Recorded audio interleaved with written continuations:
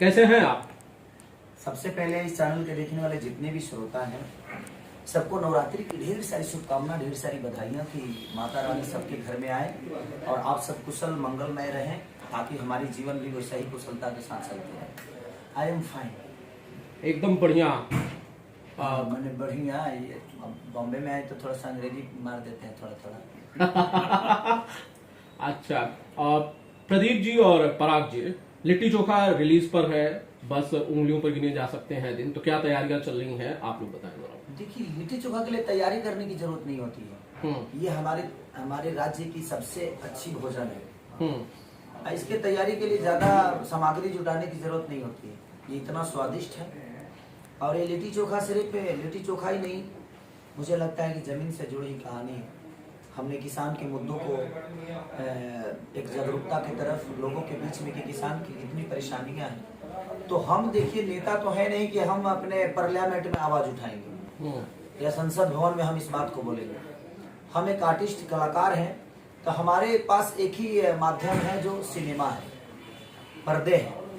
तो उस पर्दे के माध्यम से ये डायरेक्टर हैं पराग पाटिल जी, ये प्रोड्यूसर हैं, तो हम किसी की समस्या को पर्दे के माध्यम से ही दुनिया को बता सकते हैं कि हाँ, ये सिर्फ आप ही का कष्ट नहीं, पूरे देश की समस्या है।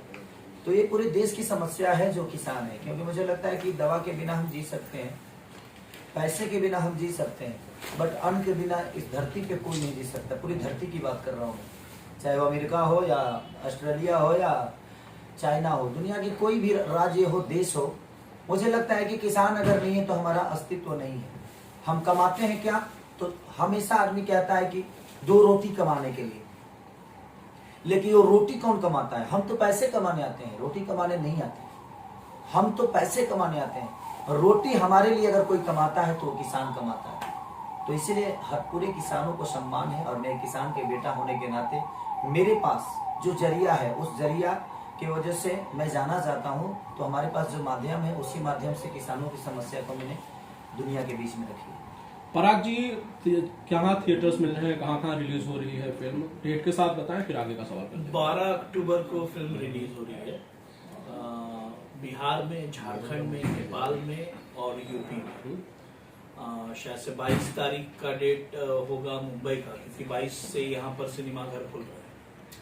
गुजरात 15 तारीख से। जी प्रदीप जी, क्या तैयारियां पूरी कर ली गई हैं फिल्म की रिलीज को लेकर, क्योंकि बड़ी फिल्म है तो इसके लिए रिलीज की जो तैयारियां हो वो भी ग्रैंड ही होंगे।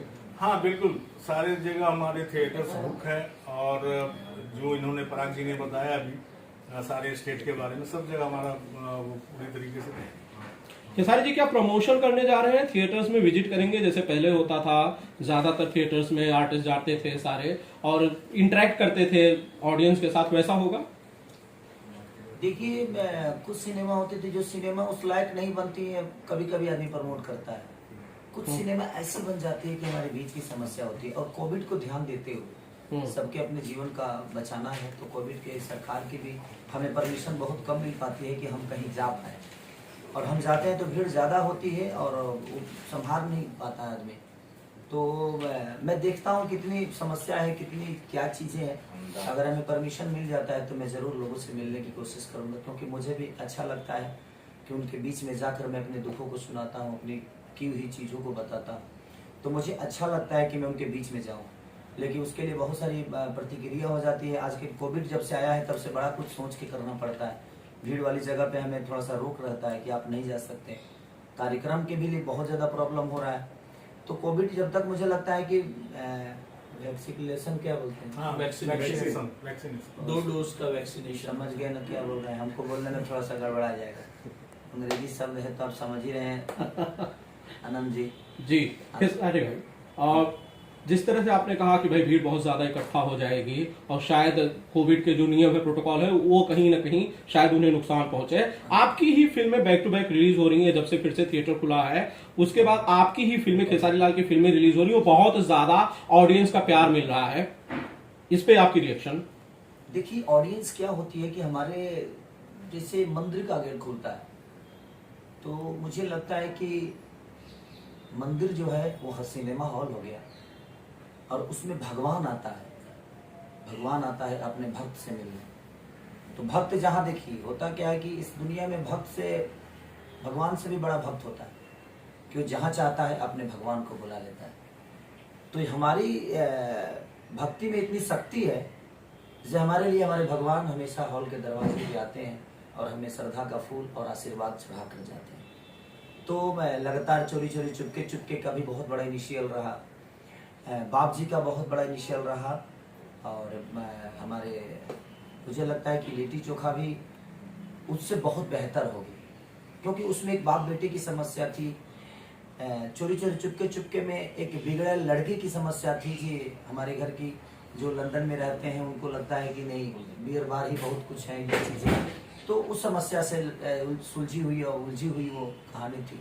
ये है एक किसान का समस्या है, तो ये पूरे देश की समस्या है।